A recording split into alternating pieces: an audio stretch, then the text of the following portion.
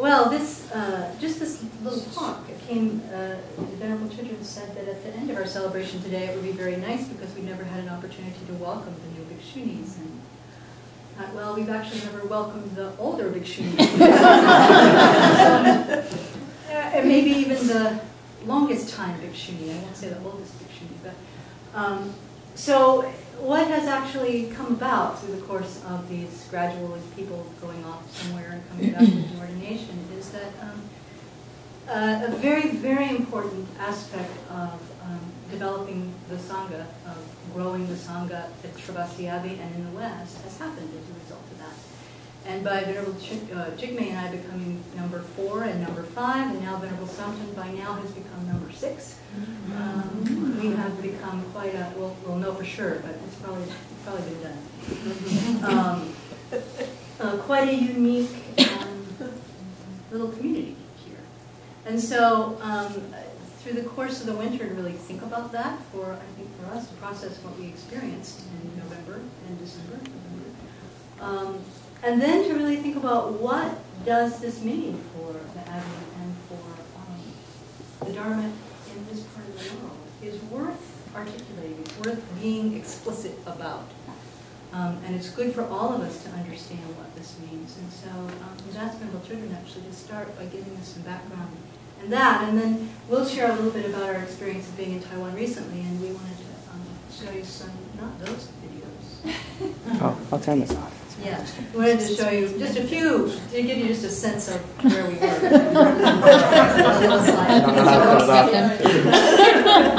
We're distracted. Yeah, it is distracting. And then have the nuns who have now held this ordination for a little while to talk about how it's grown in them. And so, to give you a perspective in that way, and then have Venerable, who's been holding it for a long time, talk about it.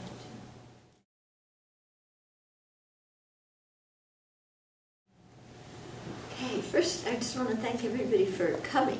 You know, not only the people who attended Guy's course, but all of you who came up from Spokane and elsewhere today. It really means a lot to us that you come up when we have celebration days like today. So, when people say, well, why is it so important to have, 4 or 5 Bhikshunis? What's the big deal, Well, when the Buddha, the precious human rebirth meditation, one of the factors is living in a central country. Yeah, do you remember that?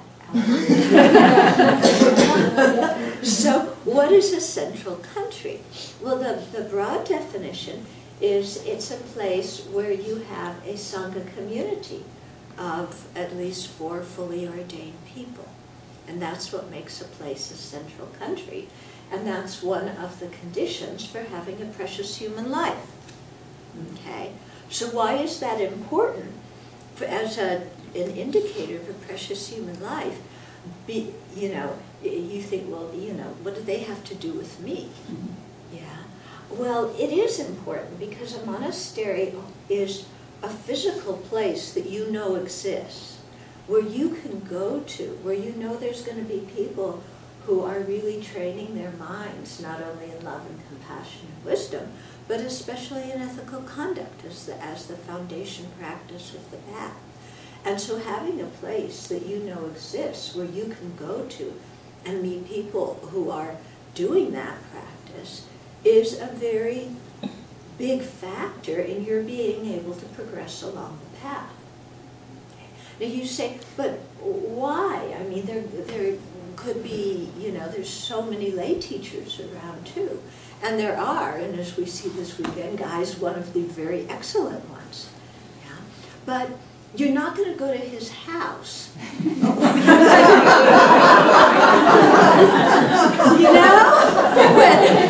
When you need some Dharma counseling, or when you want to practice together with some other people, you're not going to knock on his front door, and his wife isn't going to say, oh, sure, plenty of space in the living room, come on in, yeah? Yeah. Whereas a monastery is a place that it is your place too. It's the home of the monastics, but it's your place too, where you can come and receive receive teachings and guidance and inspiration and so forth. And so that's why it's one of the places that, one of the factors for precious human life. And historically, it's been the responsibility of the Sangha to, in the early days, memorize the teachings and then pass them down, pass that lineage down and also teach them. Now we print books instead, of memorizing, although the monastics in India and Nepal are still memorizing. Yeah, so it's a physical place where you can go where something is happening and where a prime purpose is to preserve the Dharma and pass it on to future generations. Okay, and not just the Dharma teachings, but the actual practice, beginning with the practice of Vinaya, the ethical conduct. Okay, and I think especially in our day and age where so many of our civic leaders are, how do I say this, lacking in ethical conduct, then knowing that there's a place where people are deliberately training in that, where you can go and train and where you can be inspired is, I think really meaningful for many people. It gives you an alternative view of what's happening in the world. It's not just everything's falling apart, but there's some people who are really doing something important too. Okay, and the reason for 4 is because for 4 fully ordained monastics, is first of all the fully ordained part is important because the fully ordained Sangha, the Sangha is the community, does certain functions or actions together. We give ordination, we do the fortnightly confession and restoration of our precepts. There is a yearly retreat. There's the ceremony at the end of the retreat. There's the patina, offering ceremony. There's all sorts of different functions that you have to have a minimum number of Sangha together to do, And so that minimum number is what makes there be a Sangha, which makes part of your precious human life conditions, okay? So, and it's only the fully ordained people who can do those, who can participate in those Sangha activities, okay? And so 4 is kind of the minimum that you have for most of the activities. Usually, like for ordination, in a central area where Buddhism is very, very prominent, you would need 10, in an outlying central area like ours, you would need 5. So 5 would be the one for giving ordination, but for doing the fortnightly confession, you need 4. And so it's important, if every new and full moon we're doing, our confession ceremony and purifying our precepts. And it's quite beautiful in the ceremony because we really dedicate for all of our supporters and our benefactors. So every new and full moon that we're dedicating for you. We dedicate also on soak days, but the new and full moon as well. So it's something special. And the novice ordination was meant as something to help you prepare for the full ordination. And so you can take novice ordination as young as like 8 years old. So you can see why that wouldn't count as being the people who form the actual Sangha. You wouldn't want to touch an 8-year-old making the decisions. Okay? And what's especially significant, I think, in the Tibet tradition is there is no Bhikshuni Sangha. That lineage never went to Tibet. The Bhikshu Sangha for the men went to Tibet, but they Shantarakshita didn't bring any bhikshunis with him. So we went to Taiwan and we're practicing the Vinaya tradition that they practice there. And in that way we can start a legitimate Bhikshuni Sangha here in the U.S. using a different Vinaya than the Tibetans do, but a very valid one that's been passed down in an unbroken way since the time of the Buddha, nonetheless. Okay? So in all those ways, when you think about what's available in the Tibetan tradition in the West, and especially for women, I think it's quite significant that there's a Bhikshuni Sangha who can do these Sangha functions and aid society in this way. She's going to be number 7. Yeah. We have number 8. Yeah.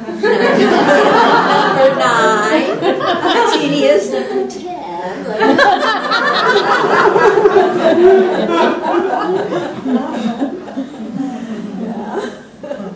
And then Ken's going to start the Bhikshu Sangha. Okay.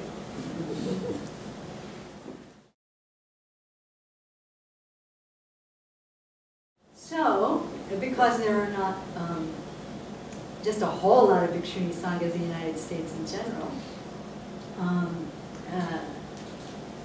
where do you go to get this ordination that has 10 fully qualified bhikshus and 10 fully qualified bhikshunis, and the facilities and the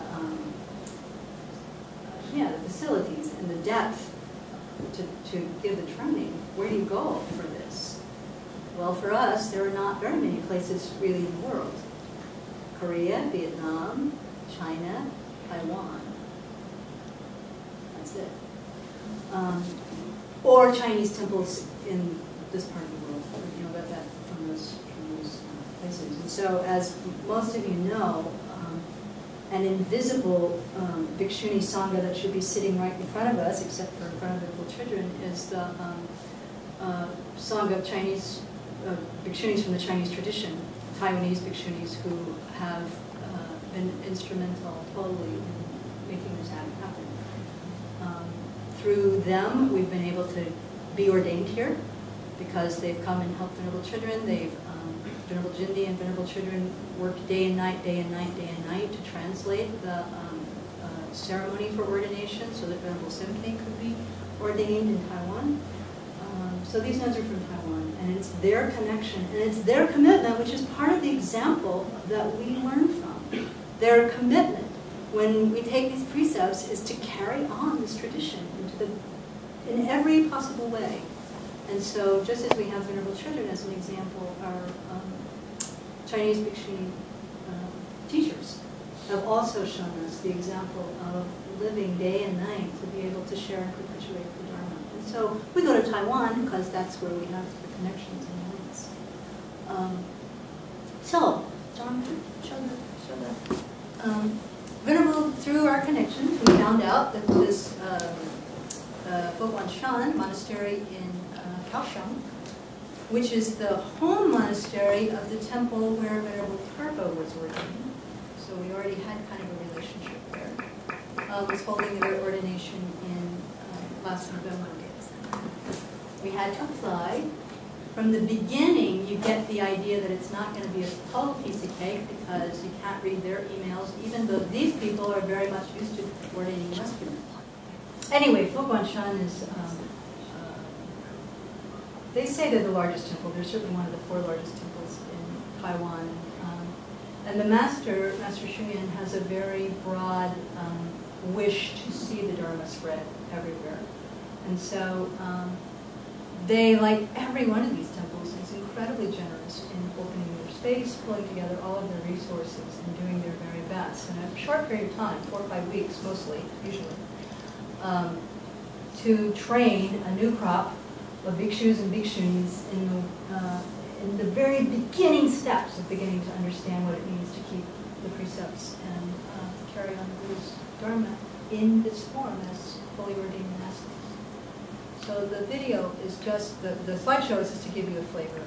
This is the main gate, and this is the Bhikshunis plus a group of temporarily ordained Shramaneras, all lined up at the end of that first ordination.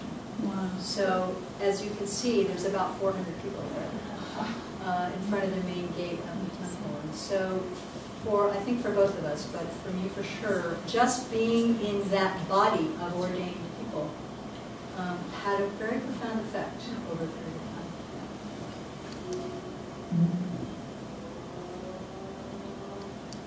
This is the large Buddha, that statue that greets people as they come into the temple, and those are life-size Buddhas lining the walk. Looks like they're deacon. And that's the main temple, the main Buddha hall, where most of the activities take place. So it's huge.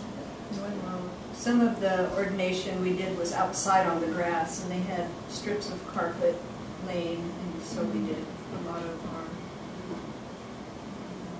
prostrations. So these are the three main Buddhas in the Buddha hall. They have the central Buddha is Shakyamuni Buddha, and then they also have Amitabha, and they have the medicine Buddha there.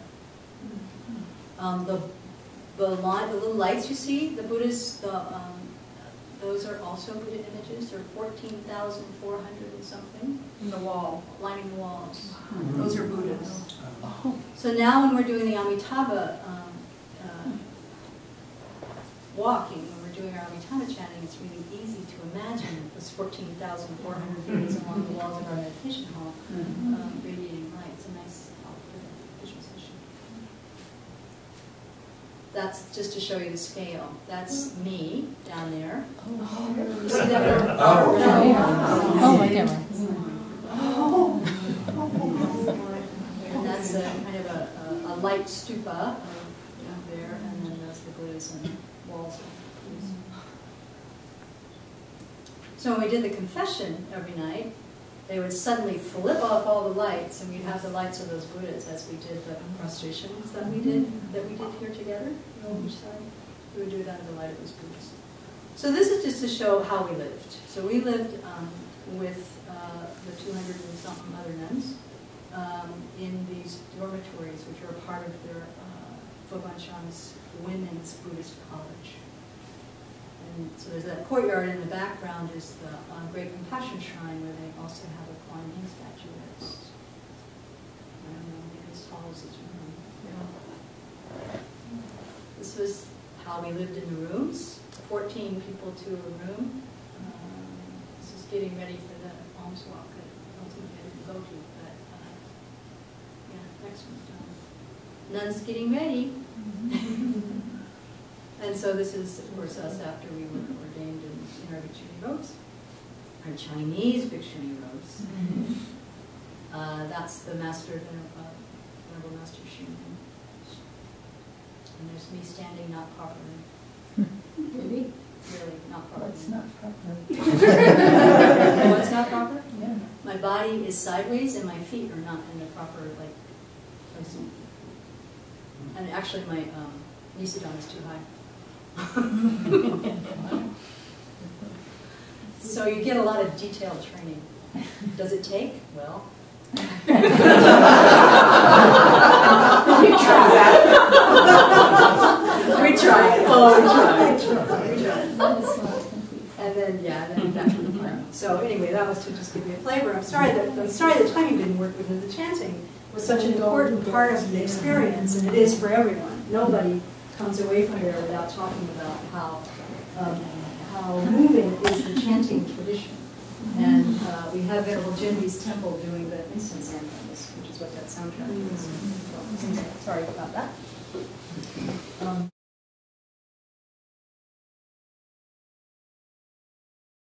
So I'll just talk a little bit personally how that experience was for me, and maybe how it's influencing me here, I think. So it was very powerful to be in a society where there were so many monastics. For example, when we were in the airport, people would come up and offer us money because we were Westerners and we were monastics. You know, just randomly, these people would come up, and they are so happy that Westerners are ordaining and carrying on the tradition. At the temple itself, to be around 200 women from mostly from Taiwan, but some from China, some from Canada, Indonesia, was also such a wonderful experience because everybody is going in the same direction. And being a Westerner, I'll speak for myself, I was always trying to catch up to the direction because it's kind of in their bones that they've grown up in society where it's so common. And the kindness of the people, the two nuns on either side of me really are the ones that made it possible for me to actually go through the ordinations. They helped continually with such steadiness and kindness, always anticipating what is needed and, you know, just always covering your back continually. And they do that for one another also. That was quite a lovely experience. The program itself was quite vigorous, and that taught me that I have much more capacity than I ever think I have, which is good to know. It's good to know. Coming back here, I feel like I'm carrying much of what I experienced there here. And if my afflictions arise, it's like I can call on, I don't even know the words, but it's like now I have the precepts. Now I have that knowledge that has been passed down, passed down, passed down. And it's my protection. It's with me, and I can call on it, and it is available and helps, which is such a relief, I'll tell you, because I need some help, and I need some protection. And then bringing it here then, to be able to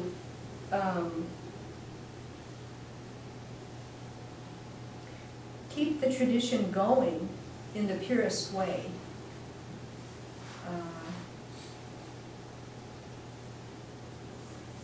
And imbued with all of this love and compassion. There isn't anything more important than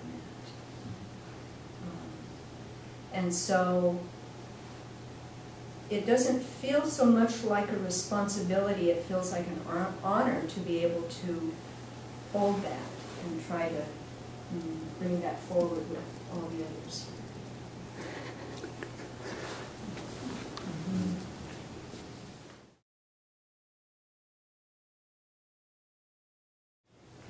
I can share a little bit about my personal experience from the pass it on, but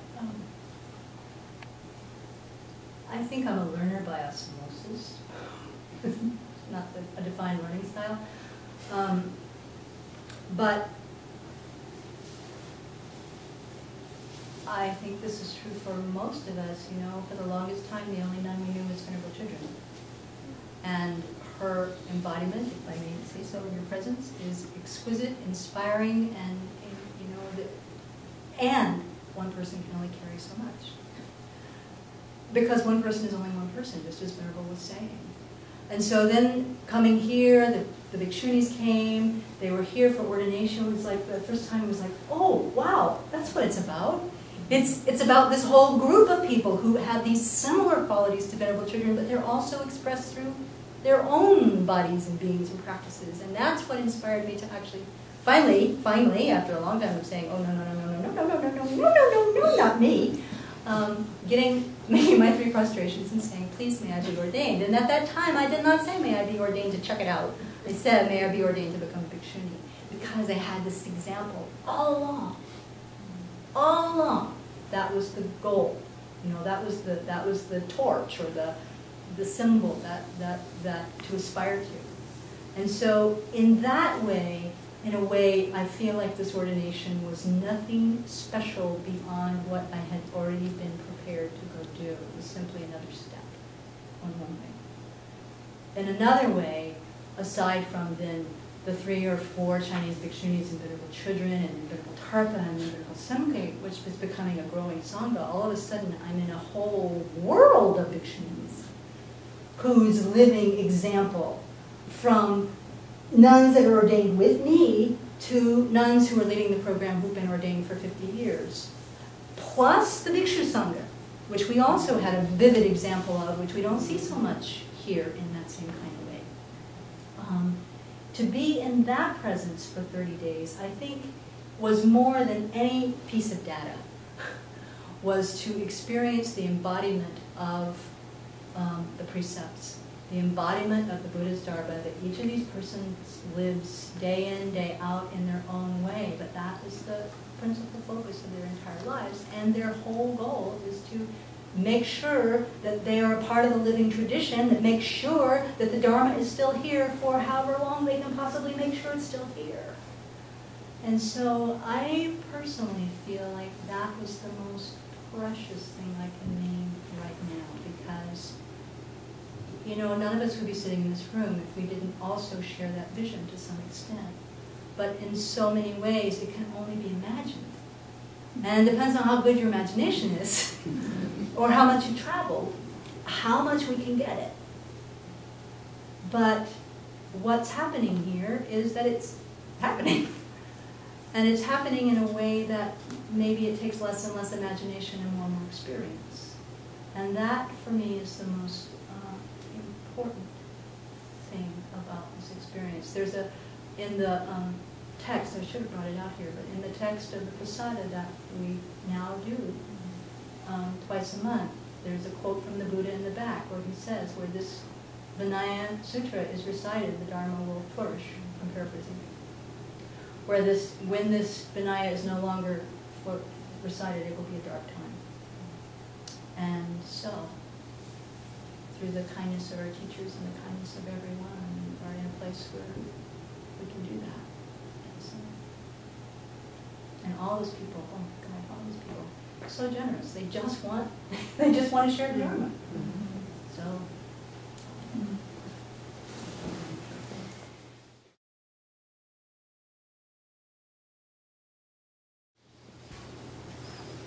So Venerable Semkye has now been holding these precepts for almost 2 years. There's a few points.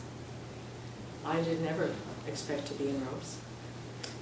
But when you live with your teacher long enough, and you have the cosmic conditions that you created from so many, many previous lives, sooner or later, your options run out and there's nothing else to do.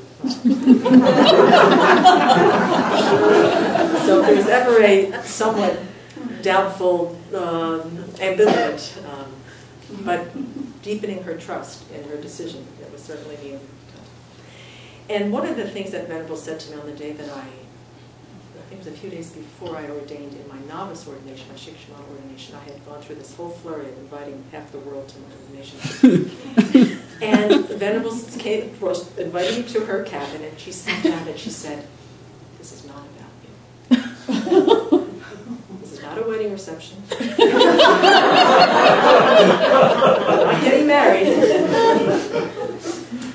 This is about you joining a lineage that is over 2,600 years old, a community of Sangha.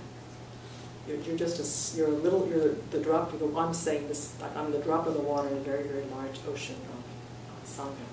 So she basically said, rethink your motivation. And it was very, very interesting because ever since Venerable said that to me, it changed everything. I mean, those first 2 years of novice ordination were very difficult for me because my self-centered thought really had a lot of problems with being ordaining. There was a lot of difficulties, there was a lot of obstinacy, there was a lot of not listening to my teacher's wisdom, there was many times that I wanted to just take off the robes and run down the road.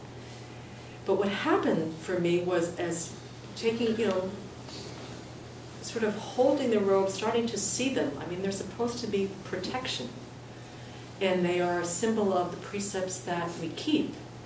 And so as time went on in those first 2 years, although they were very, very difficult, I found that the precepts were starting to work on my mind and starting to clarify and starting to remove some of the doubt and some of the ambivalence and some of the resistance to this very, very deep call in my heart. And so after the 2 years, when it came time for me to go to Taiwan, then the second time that Venerable directly admonished me, which was also very helpful, is that there was an ordination in November of 2009, and I sat down here one day at the lunch table and I said, well, what do I have to do now to go to Taiwan? And she just kind of looked at me and she says, what's your motivation? And I looked at her and I said, I want to do this because I want to make you and Venerable Jendi happy. I want to please you. I want to please my teacher. The shoulds were growing in my mind. And she said, I think that maybe we just hold off here. Could you spend the winter really thinking about why you want to become a Bhikshuni? And so that winter I spent a lot of time with my nose on the floor in the meditation hall. I did a lot of purification for any of the wrong view, any of the attachment to reputation, anything about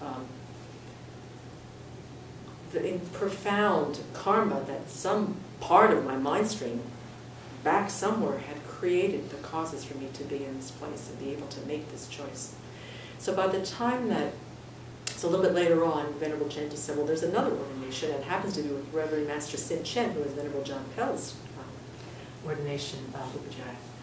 And I had a very strong heart connection with Master Semkye when he came here. So when I got on the plane in March of 2010, I had a very, very different, feeling about what I was doing. I'd kind of cleared the air for most of my doubts. I had some fear about not being able to do it. Mentally, physically, I didn't think I'd have any challenges, which was interesting because I didn't have the mental challenge, but I had the physical challenges. And so, so since the past 2 years, it has been a really profound experience. I have seen the precepts actually subdue a very, very restless, a very obstinate, a very lazy and kind of flying under the radar screen and slipping and sliding and hiding and, kind of sneaking her way through her life, has really brought me up to face a lot of the things that I need to work on, because the Vinaya is all about really cultivating a body and a speech that so embodies the Buddha's teachings and so embodies the grace and the dignity of the Vinaya and what he really wanted the Sangha to be, that those precepts, if you practice them, they actually start to move some of the most stubborn, misguided ways of thinking. And there's a lot of them. I mean, there's almost 350 precepts. But it's a lot about how to embody this lineage and not have it be about you. See, the beauty about having the Bhikshuni ordination in the Mahayana tradition is all about bodhicitta. So as the past 2 years have gone on, it's less about Semkye and it's a lot more about the Sangha. And that's a really, really good thing. I see that as a growing up. I see that as a maturing. I see that as a humility, which has long been wished for, but difficult to cultivate. And also trusting my teacher. I mean, she's the role model for me, as are the Chinese Bhikshunis. And so the 2 years have done enormous amounts of benefit, and so my deepest wish is that until the day I die, may I continue to keep the precepts well and subdue this crazy, stubborn, wild mind and this body that seems to be, charged with some sort of energy most of the time, and to really be able to be an example of what the Buddha wanted the Sangha to be, is to be able to teach the Dharma in exchange for the kindness received from all of our lay friends. And it's been a very is that whole part about how we hold, how, as Venerable says in one of our videos, she said the Buddha was a monastic for a reason. And so I want to be able to live that example as he did in my own unique way, following the precepts. And I hope to be able to benefit those people that meet me on the street in the airport, here at the Abbey. I want to be able to embody this beautiful lineage, to be able to hold it the way that it's meant to be held. And we'll see how it goes.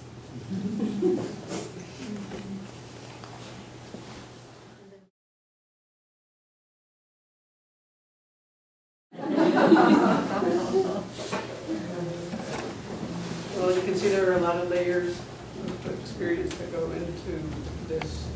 I think I'll start with the thing that's been most changed in my thinking recently, listening to something His Holiness said about the flourishing of the Dharma, because for me, taking ordination and taking the novice and then the Bhikshuni ordination, a big part of my cultivated motivation, I would say, is to think about the flourishing of the Dharma.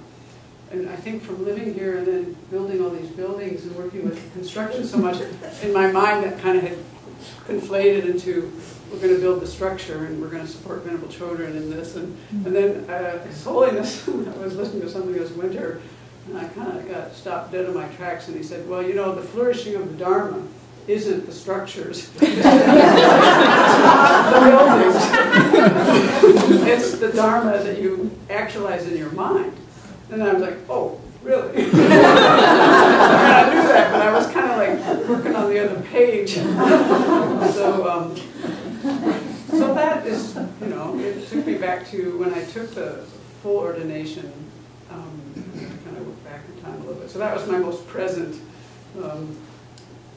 you know, thought about taking the Bhikshuni ordination. Is, you know, the flourishing of the Dharma is going to happen in our mind streams, all of us, the fourfold Sangha. So that's a good thing. Let's not count on these buildings. They seem to be pretty important. To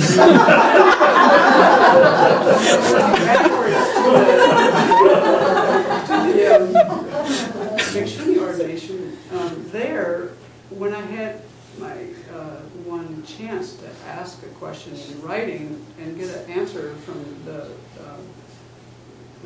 master, for me, in my mind, the whole thing is about, you know, like it says on this tanka over here, developing your good qualities, weeding out the bad qualities. This is the teaching of the Buddha, you know, and that was like one of my three main aspirations, and I kind of just said, well, is this going to do it? And he said, yes. Yes, you know, and so, you know, it's just a process, and the ethical conduct is the thing that, and the precepts in Buddhism is the first thing I took refuge in, really. Before I took refuge in the Buddha, in my limited understanding before I had a lot of teachings, I really took refuge in the precepts. They just made sense to me. And so I resonate with having precepts and guidance based on wisdom and compassion. And so what a better way to do it. And so then taking the full ordination, I want to talk mostly about the experience of going through ordination, because that's really something very special. And I would say both ordinations that are, and mine were particularly in different ways. The full ordination for me, as Venerable Jigme said, is quite challenging, and I hope in my next life I'm like about 22 when I do it, not whatever I was, 50-some. But what I learned from that experience, just one of the many things I learned, was just the level of commitment. You have to be very committed to go through this training and process. If you didn't have a certain level of commitment, you wouldn't last there for the month or two that you're there. And it's so incredible to be around people who are doing this together, and then to have these so kind and compassionate people who, I mean, to me, it's like just this great, amazing experience of the Buddha, how he put this together. And of course, it changed over the millennia. But it goes back to, I think, the very essence of the Buddha's teaching, so compassionate. And the ordination process itself is very compassionate. And so at the full ordination level, it's a different kind of, you know, you're in a kind of different strata of what you're learning then. And so for me, it helped my confidence a lot. I really saw, I got to watch as we did all these prostrations and all this and that, and just the challenges in watching my mind. I really got to just purify in the midst of it all, you know, and just, I can do this, I'm going to do this, and this thought has got to go, you know, and you just, you can't stay there, and you just, it's really great that way. And you're around people who are just facilitating it. I mean, if there was a Pure Land in some sense, just the people helping so much, and they're so inspiring. And then here, when I took ordination here, I would have to say it was the most joyful day of my life.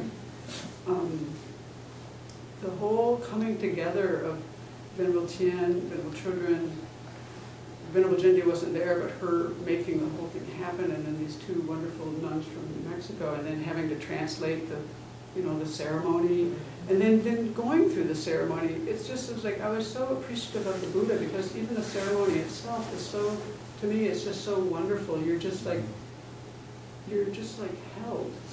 You know, the Buddha's just holding you in this most kind way, because you're making a really, it comes from your sincerity. You know, you have this beautiful aspiration, and like, well, yeah, we're going to make this happen, and here we are. And so it's just, that itself is, you know, it's a beautiful thing. And so I think, to me, it taught me something about the Buddha, you know, just the kind of kindness, because it's reflected in the people that came afterwards. And so my biggest sense of Bhikshuni ordination and ordination in general is just we're part of this long stream of many, many people, men and women, who ordained, lived in these precepts, worked with their minds to live harmoniously, and kept this going for the people in front of them.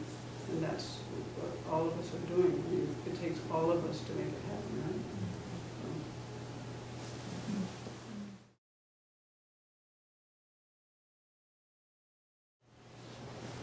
And so Venerable Chodron, of course, has been following these precepts for the longest time, and also was for the longest time was the only one who had a clue what what she was actually up to. Yeah, so I first, I took my novice ordination in the Tibetan tradition, and because that's what was available, and you know, my teachers were all in the Tibetan tradition. My novice ordination, it was just, you know, the Tibetans have you go in for an hour, 2 hours, do the ceremony, all in Tibetan, and then come out. And I just, you know, I had been really praying to be able to take the ordination. I had wanted to for quite a long time, but there were all these different things that needed to get worked out, and my teacher was very wise, actually, in having me work out before I ordained.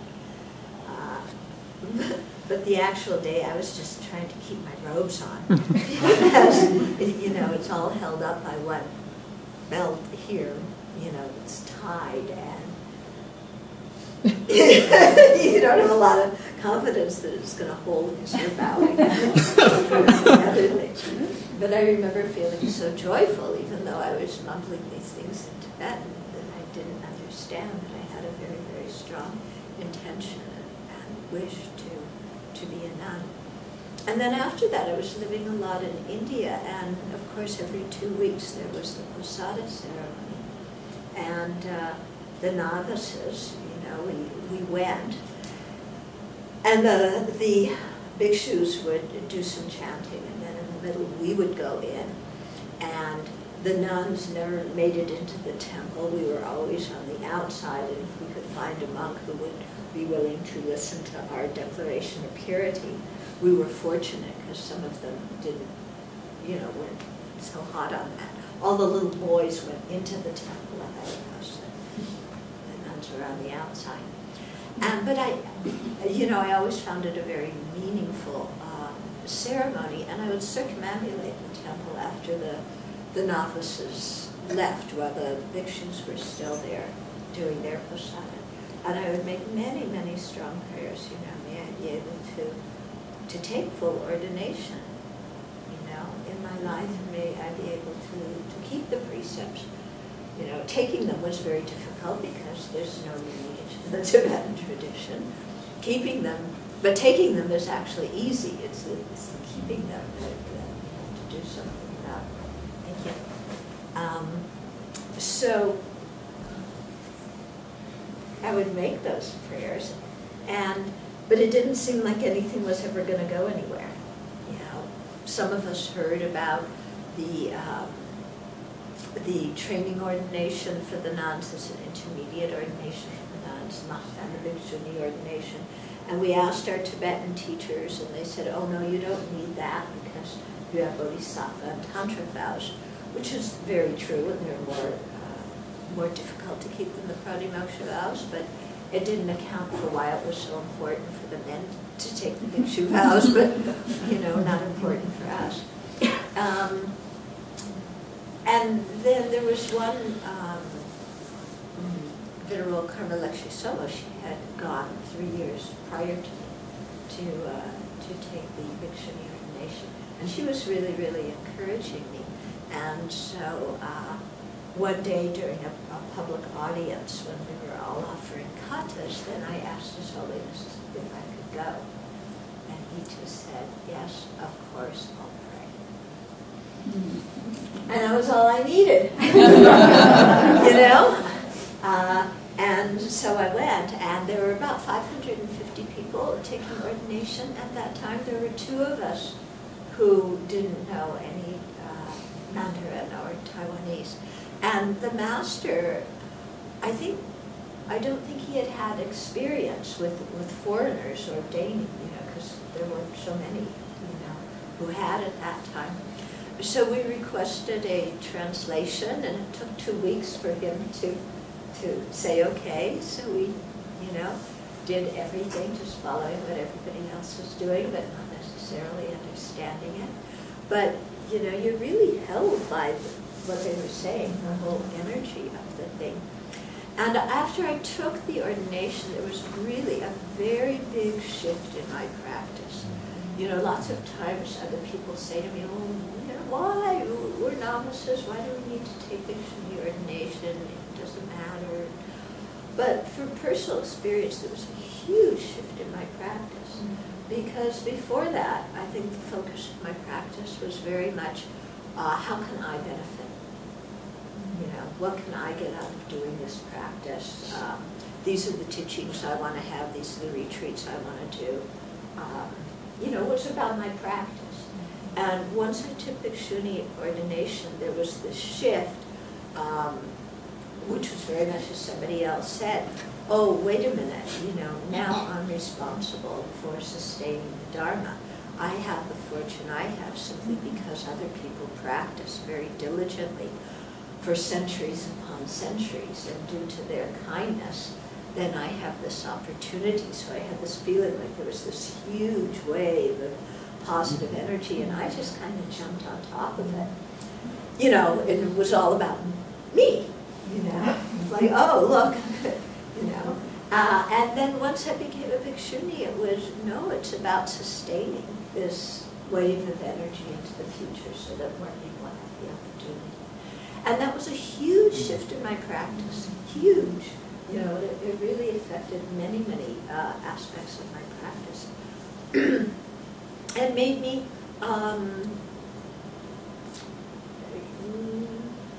not only my meditation practice, but it was like, okay, I've got to do something now. I just can't sit here and, pray for the Sangha in the future. It's, I've got to do something. And so, this happened.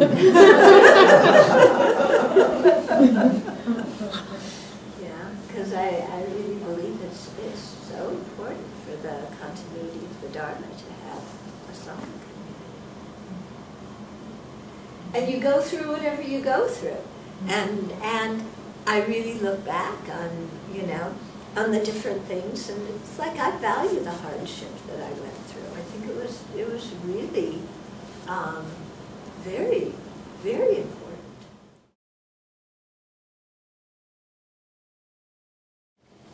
Any comments about the present state or future of the Abbey that goes along with that? Well, the shovels are out there.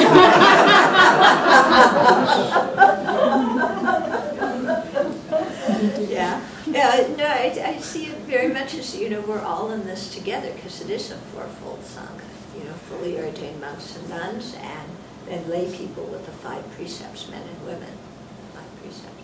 So it's you know, we want to create the fourfold Sangha here, yeah, and so we're on our way to doing it, and it's really important that the people are the basic and important ingredient. And then, of course, the people need the buildings to live in and do other things. But, you know, it's not just about the buildings, like you said. It's really about what we do in the buildings. You know? And that Dharma practice is something that's all of our responsibilities and all of our privileges. We're all in it together.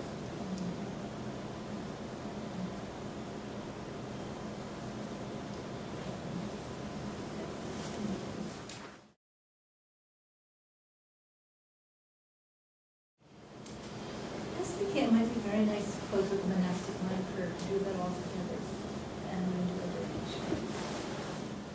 Having a monastic mind. Benefits our Dharma practice, whether we are monastics or lay practitioners.